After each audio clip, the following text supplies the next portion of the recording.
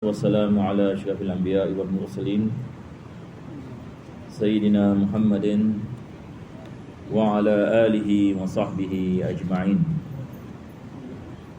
Alhamdulillah, beriman dirahmati Allah Subhanahu wa taala.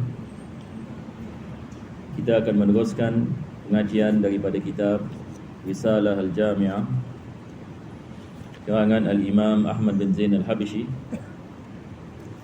yang mana kita telah sampai kepada bahagian penulis sedang membicarakan tentang perkara-perkara yang membatalkan solat.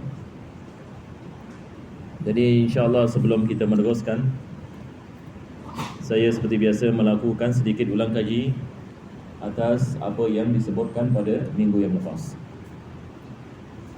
Perkara yang membatalkan solat pertama sekali adalah perbicaraan.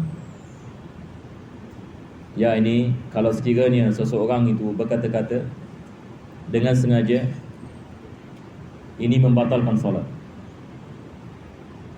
Dan kalau sekiranya dia mengatakan sesuatu perkara walaupun dengan dua huruf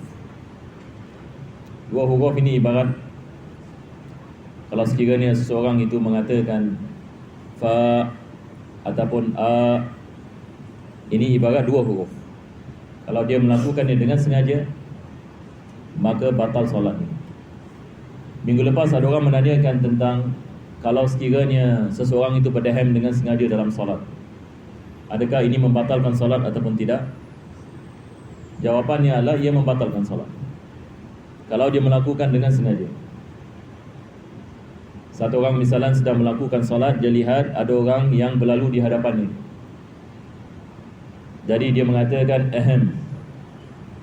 untuk mengingatkan orang ini, maka batal solatnya. Sebab ini melafazkan lebih daripada dua huruf dan dia melakukan dengan sengaja. Apakah cara yang betul kalau sekiranya kita nak menghalang orang jalan di hadapan kita?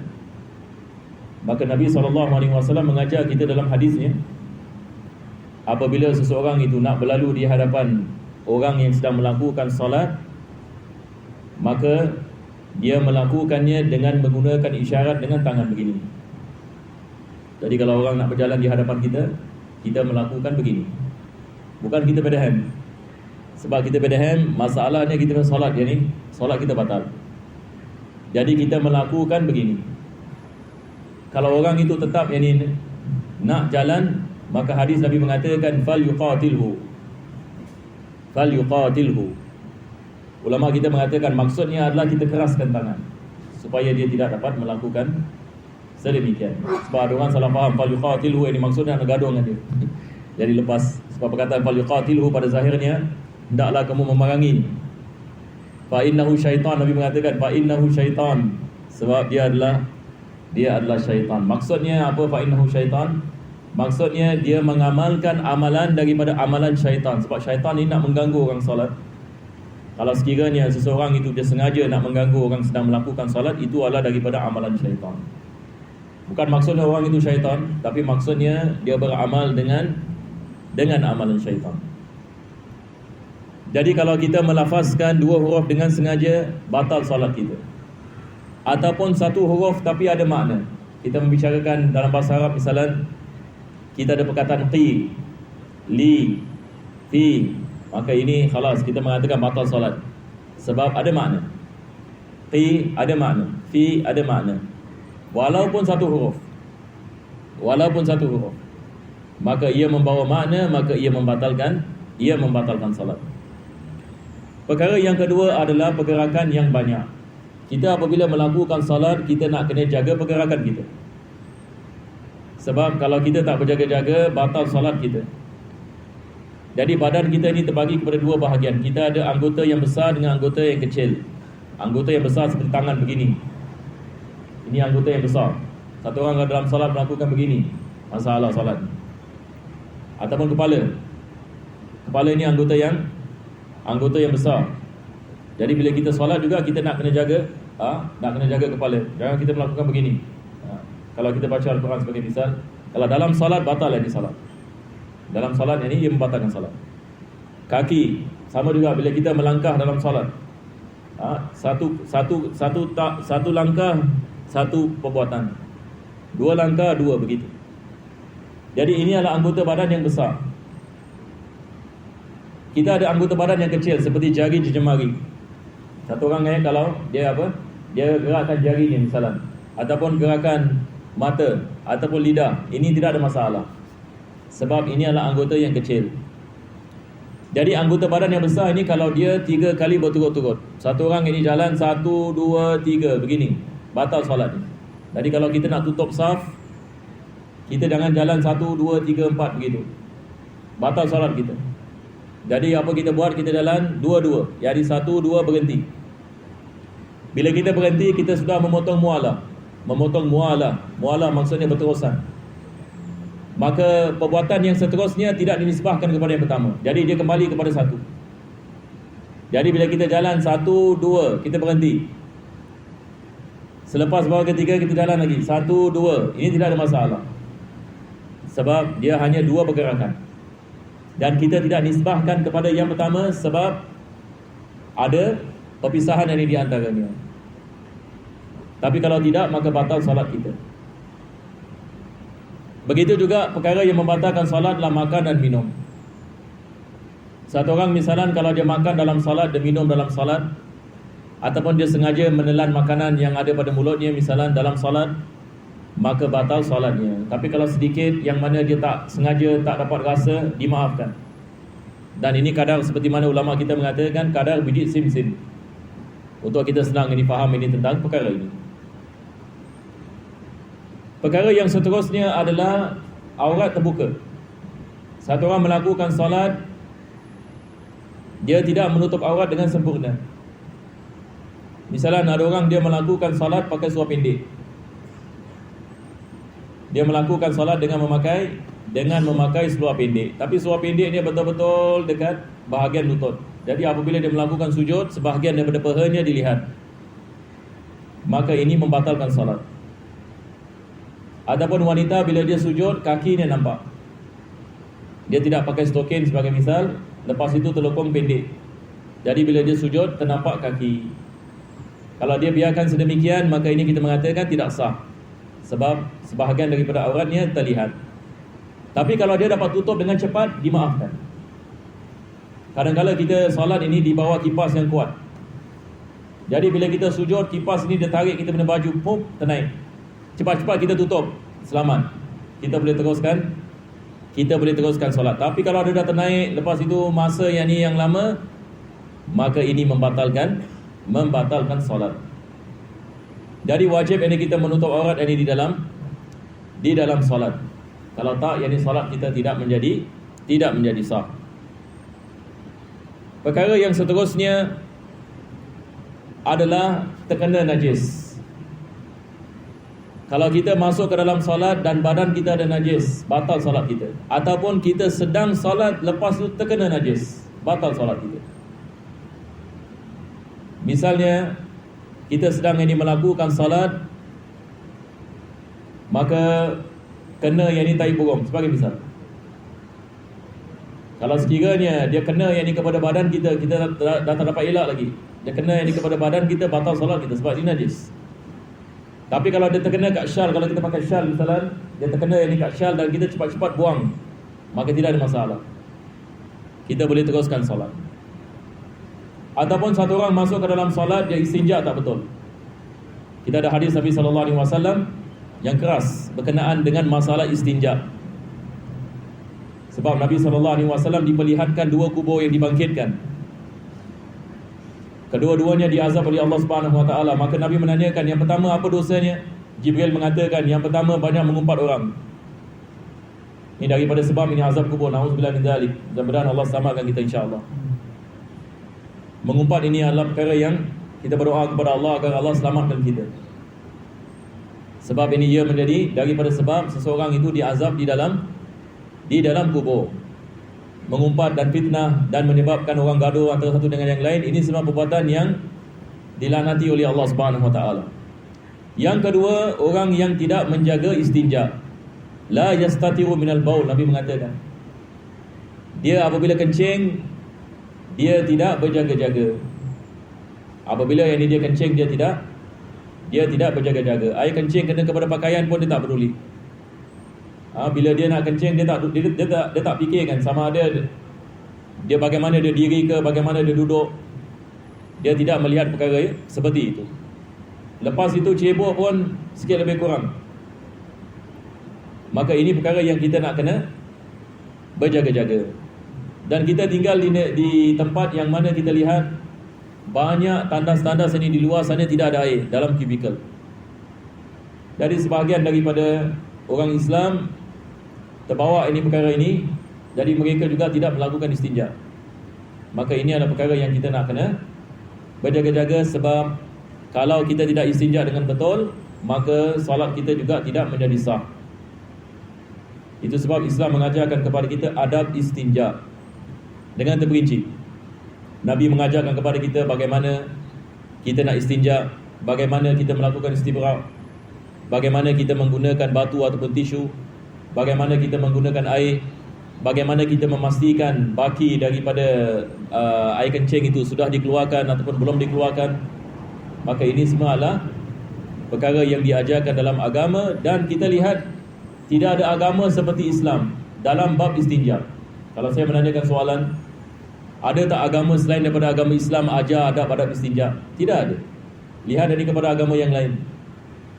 Tidak ada agama yang mengajarkan penganutnya melakukan ini istinja dengan apa kita mengatakan, dengan baik. Sebab kita nak bertemu dengan Allah Subhanahu Wa Taala, kita nak badan kita suci. Tidak ada agama yang seperti agama Islam. Hatta masuk tandas ini kita lihat adab-adab tandas, tidak ada yang boleh disamakan dengan agama Islam. Sebab agama Islam adalah agama fitrah. Agama Islam adalah agama Allah Subhanahu Wa Taala. Semua nabi-nabi membawa Islam, daripada Nabi Adam AS hingga Nabi kita SAW. Jadi ini adalah perkara kita nak kena berjaga-jaga. Jadi badan kita nak kena pastikan tidak ada najis bila kita melakukan solat. Tapi kadang-kala ada orang mungkin dia keliru tentang benda yang kotor dan benda yang najis. Tak semua benda yang kotor adalah najis. Saya dulu pernah ada kawan, dia tak solat. Kalau dia bekerja, dia tak solat. Tapi kalau kat rumah, dia solat. Jadi saya tanyakan kepadanya, kenapa apabila bekerja tak solat, tapi kat rumah solat? Dia mengatakan, saya kalau bekerja, saya ni berpeluh. Jadi kadang-kadang kita, sebab dia technician, ya, kadang-kadang macam ada minyak tangan dan sebagainya. Jadi dia mengatakan, badan kotor macam ini, macam mana ini saya nak solat? Saya mengatakan kepadanya, ini bukan najis. Kita kalau berpeluh, misalnya kalau kita bekerja dan sebagainya, dan badan kita ada minyak dan sebagainya, ataupun baju kita terkena minyak ke ataupun cat dan sebagainya, selagi mana air boleh sampai kepada kulit kita, maka salat kita sah dan wajib kita melakukan salat. Walaupun pada zahirnya mungkin badan seorang itu tidak bersih, akan tetapi tidak ada najis. Jadi kita nak kena bezakan najis dan bukan najis. Lepas itu najis pun kita ada najis yang dimaafkan.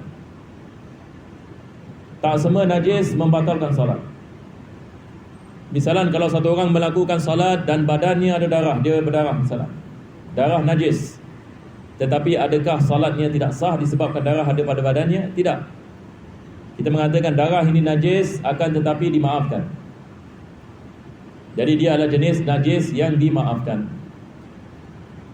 Jadi begitu juga kalau sekiranya kita sedang melakukan salat, lalat hinggap ini ke badan kita. Kita lihat lalat ini dia pergi ke tai, lepas itu dia hinggap badan kita. Ada kemungkinan bekas tai itu kena badan kita. Dimaafkan. Ini adalah perkara yang dimaafkan sebab Allah Subhanahu Wa Taala tidak membebankan kita.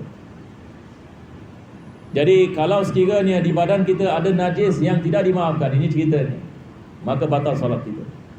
Jadi sebelum kita melakukan salat, kita nak kena pastikan baju kita suci daripada najis, tempat sujud kita suci daripada najis, dan juga pakaian kita dan badan kita juga suci daripada najis.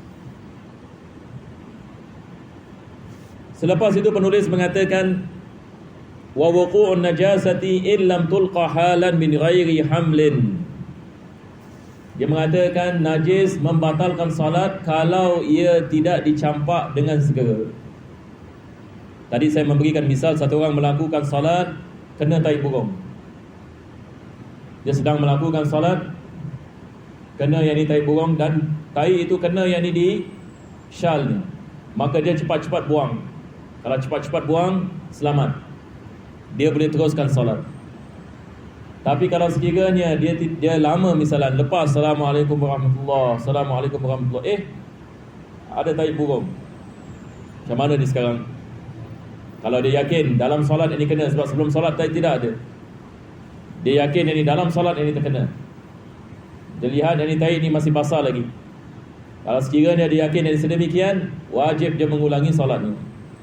Wajib yang dia mengulangi solatnya. Sama juga hukum satu orang yang misalnya dia lepas ini dia beri salam, ada najis yang di badan.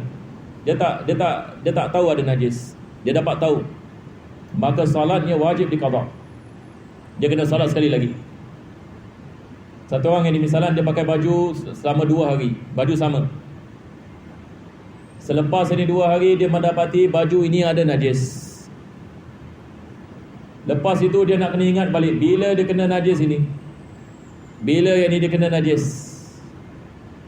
Kalau dia tidak dapat ingat, maka dia dah ingat balik bila dia pakai baju ini, sebab ada kemungkinan baju ini memang sudah terkena najis.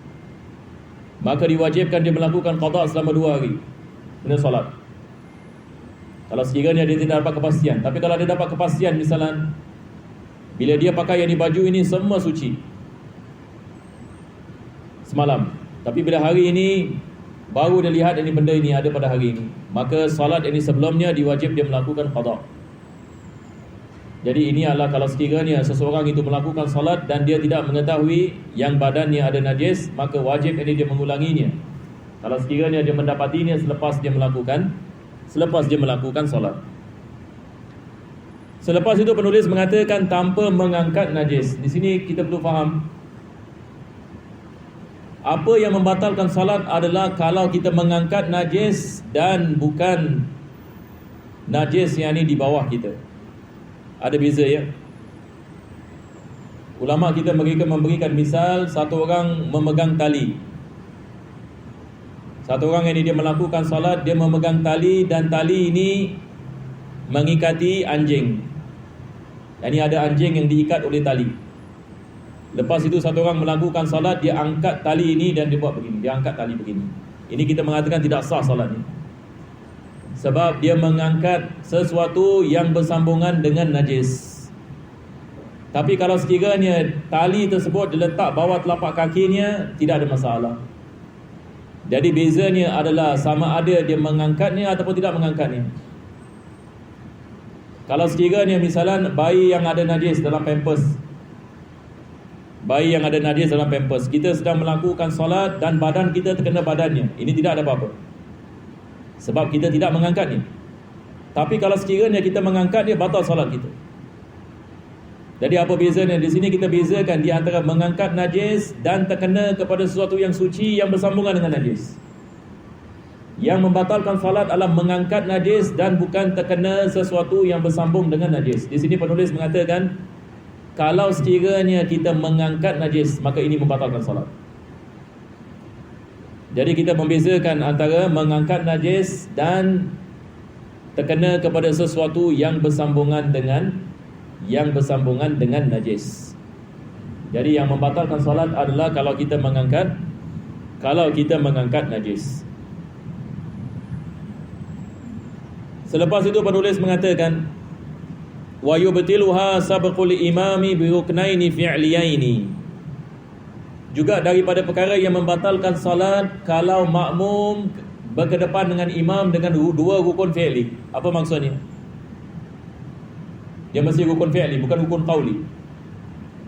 Sebab dalam salat kita ada rukun fi'li dan rukun qauli. Rukun fi'li maksudnya perbuatan, seperti i'tidal, sujud, qiyam, ini adalah fi'li, perbuatan. Tapi kalau rukun qauli seperti baca Fatihah, tasyahud akhir, ini adalah qauli. Yang membatalkan salat adalah 2 rukun fi'li.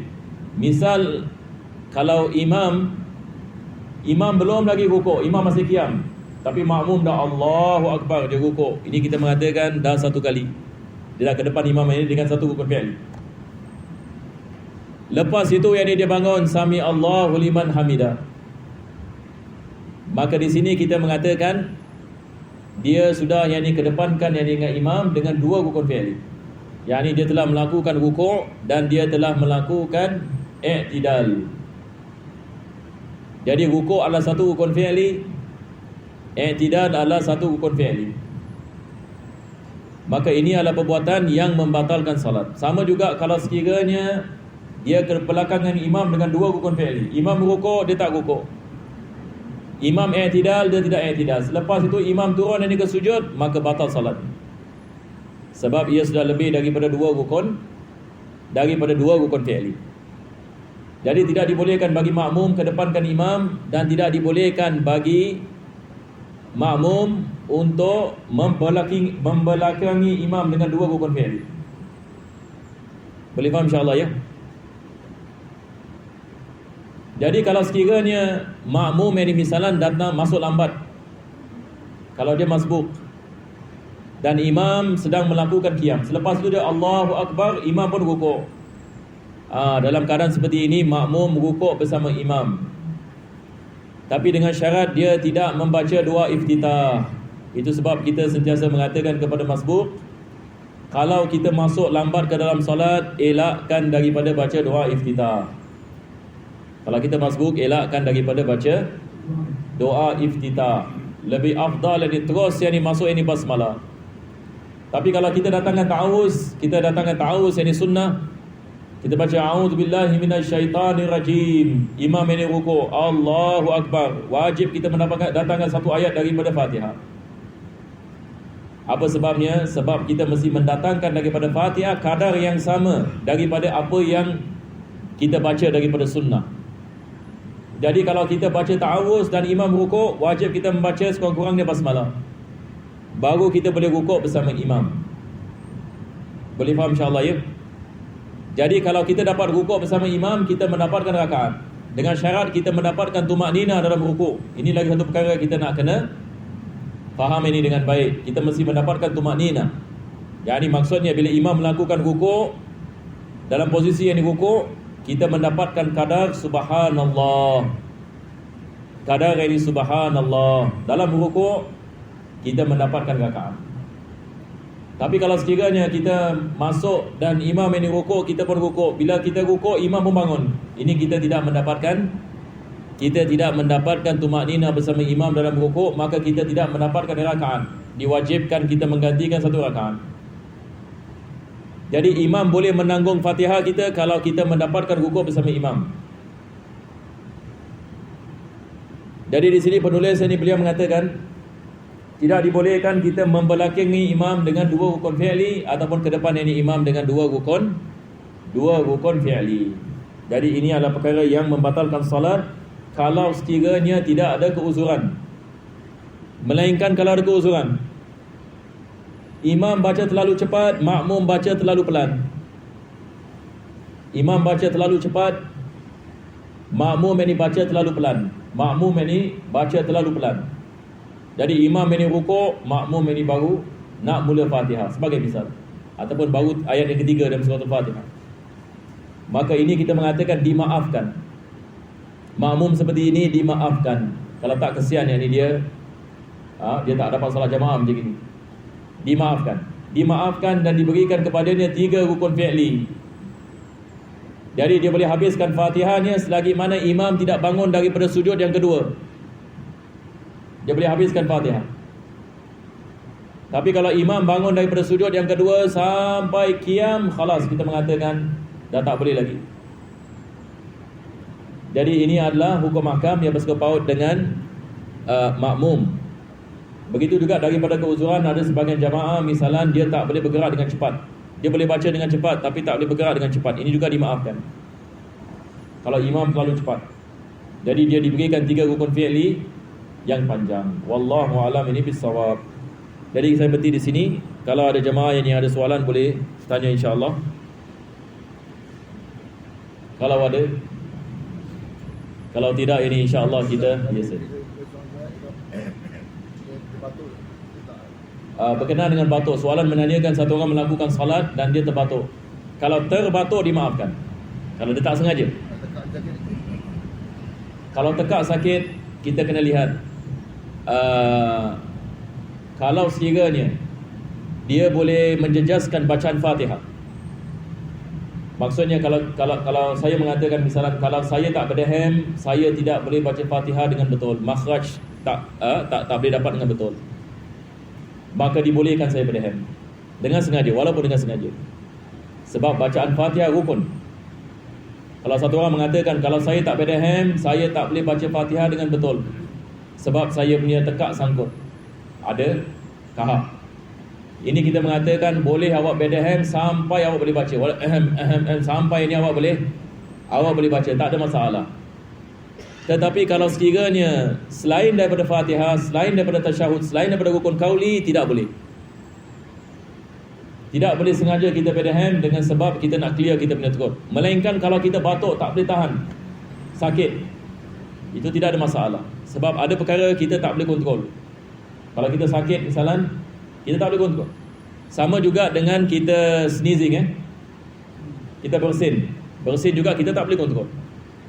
Maka ini dimaafkan, tidak ada masalah. Boleh insya-Allah ya. Ya, sir. Kalau usah menanggung najis dan kalau kita sujud, kan baby suka naik atas. Ya. Itu kira menanggung najis.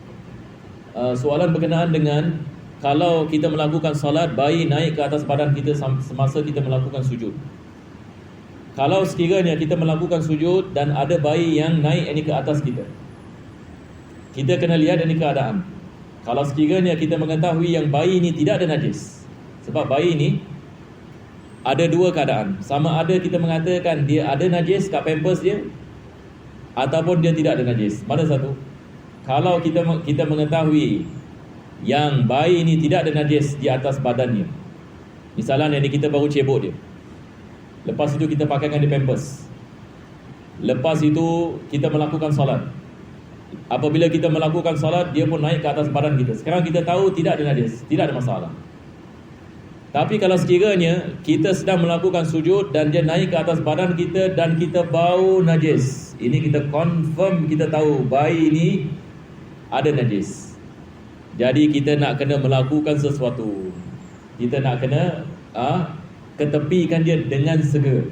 Kita tak mengatakan terus batal solat, tidak.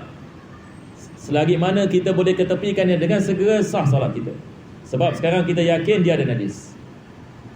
Ada sebagian orang mengatakan, tapi Nabi SAW, ada hadis Nabi SAW, dia melakukan solat dan Sayyidina Hasan dan Husain naik atas badan. Biasa kita dengar kan hadis ini. Ulama kita mereka mengatakan Nabi SAW dia mengetahui sama ada budak itu ada najis ke tidak ada najis, sebab Nabi mendapat wahyu. Kita lihat dari misal, pernah sekali Nabi SAW dia melakukan salat, Jibril datang kepadanya suruh dia tanggalkan kasut dia.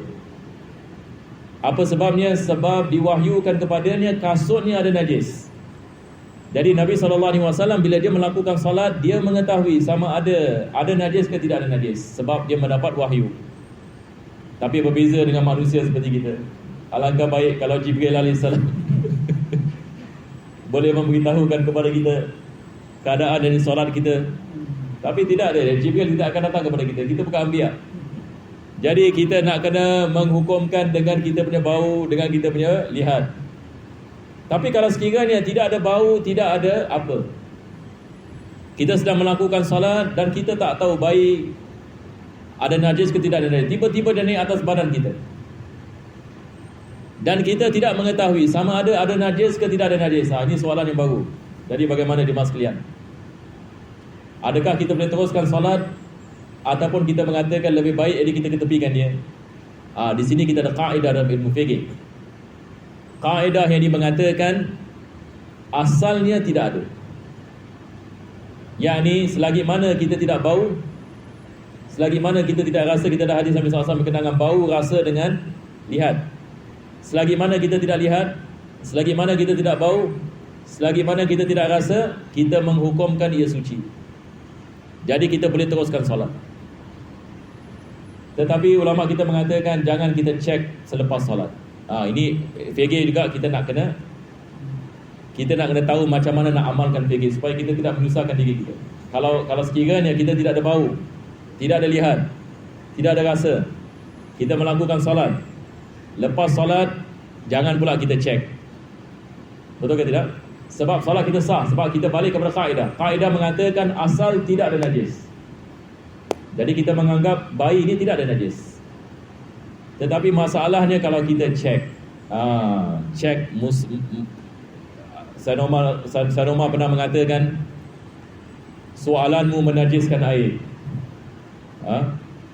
Kita ada satu pepatah daripada Sanoma Al-Khattab, dia mengatakan soalanmu menajiskan air. Sebab pernah satu kali sahabat-sahabat sedang nak ambil wuduk daripada air. Tiba-tiba satu orang pergi tanya satu badui, mengatakan, ya wahai yang badui, air ni ada najis ke tidak ada najis? Sanoma mengatakan, wahai badui, jangan jawab dia.